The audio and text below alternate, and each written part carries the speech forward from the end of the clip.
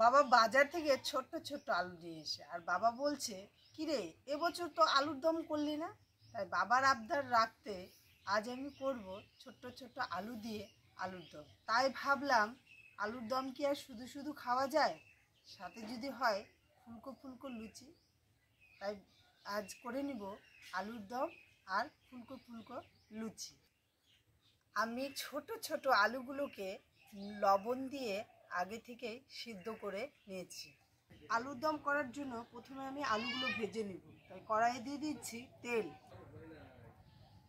তেলটা গরম হয়ে গেছে, এখন আলুগুলো ছেড়ে দেব।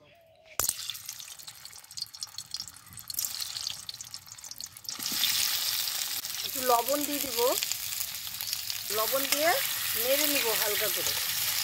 একটু হলুদ গুঁড়ো।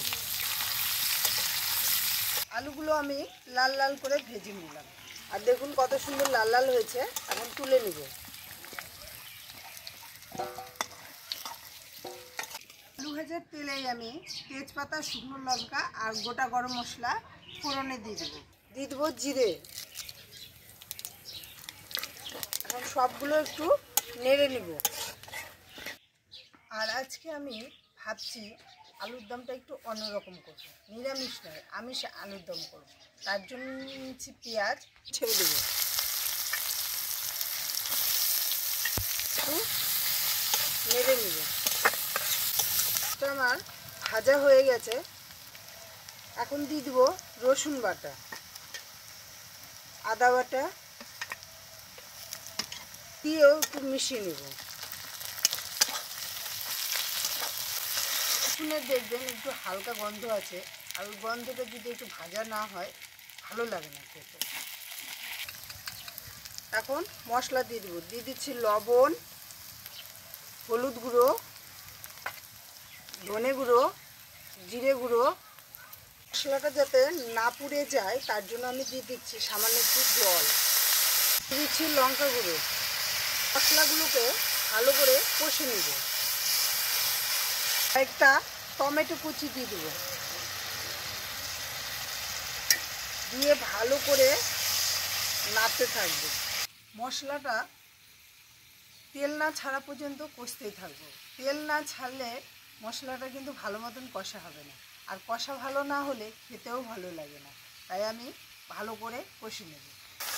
আমি এখানে দই নিয়েছি, কারণ আলুর দমে দই না দিলে কিন্তু আলুর দম হয় না, আর খেতেও ভালো লাগে না। হ্যাঁ, আপনারা বলতে পারেন যে হয়, কিন্তু আমার কাছে মনে হয় কি দইটা দিলে বেশি টেস্ট হয়। ওই জন্য আমি দইটা একটু জলের মধ্যে গুলে নিয়েছি।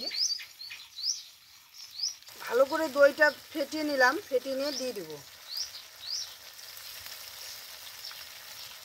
দিয়ে নেড়ে নেব। আর একটু দিয়ে দেবো চিনি, কারণ দই দিয়েছি, টক ঝাল মিষ্টি খেতে দারুণ লাগবে। ওই জন্য একটু ব্যালেন্সটা ঠিক করার জন্য দিয়ে দিচ্ছি অল্প পরিমাণে চিনি। দইটা দিয়ে 1 মিনিট কষলাম, আর দেখুন হালকা তেলও ছেড়ে দিয়েছে। তো এখন ভাজা আলুগুলো দিয়ে দিব।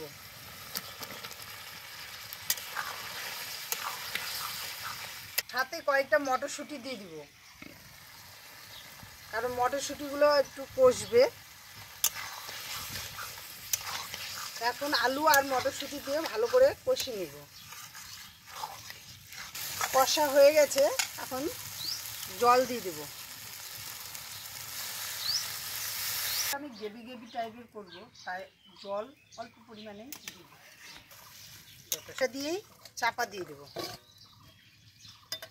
আলুর দমটা আমার ঝোলটা ফুটতে থাকুক, আমি ততক্ষণ ময়দাটা মেখে নেব।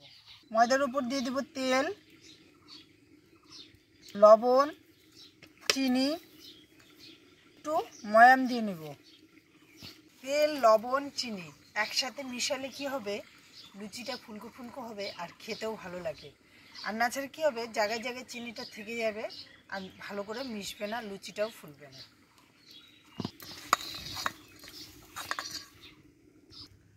আর আমি এই ময়দার মধ্যে আজকে গরম জল দিয়েই করব, কারণ গরম জল দেওয়ার কারণ হলো লুচিটা অনেকক্ষণ নরম থাকবে।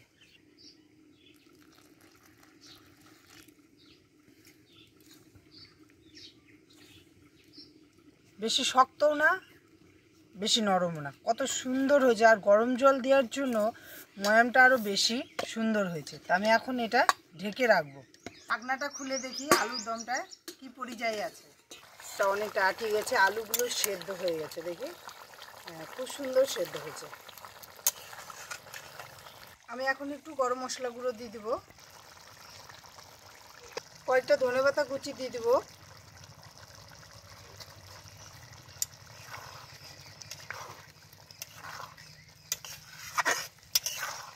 দমটা হয়ে গেছে, এখন নামিয়ে দেব। লুচিগুলো বেলে নিচ্ছি। কড়া হয়ে গেছে আর কড়াইটাও গরম হয়ে গেছে। কড়াইয়ের মধ্যে তেল ঢেলে দিচ্ছি। আমি তেলটা গরম হতে হতে লুচিগুলো বেলে নিয়েছি। ওখানে এক থালা বেলা হয়ে গেছে।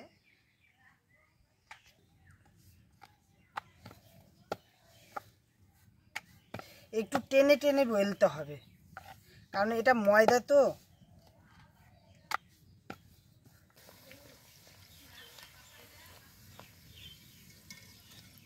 লুচিগুলো কি সুন্দর দেখুন ফুলে উঠছে, দেখেই মন ভরে যাচ্ছে।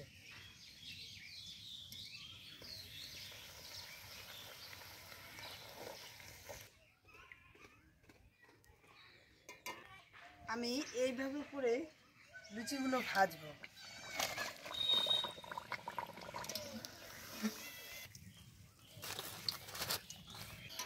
লুচিগুলো যা খাস্তা হচ্ছে না, দারুণ।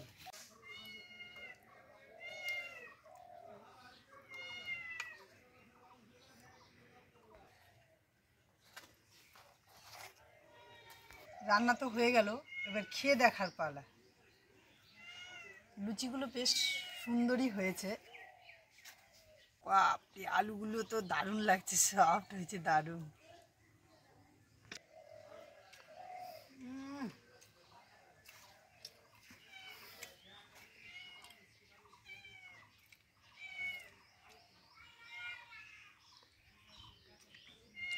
এক কথায় দারুণ। দেখাচ্ছি গরম জল দেওয়ার জন্য, বলেছিলাম গরম জল দিলে লুচিটা একদম নরম হয়, দেখুন।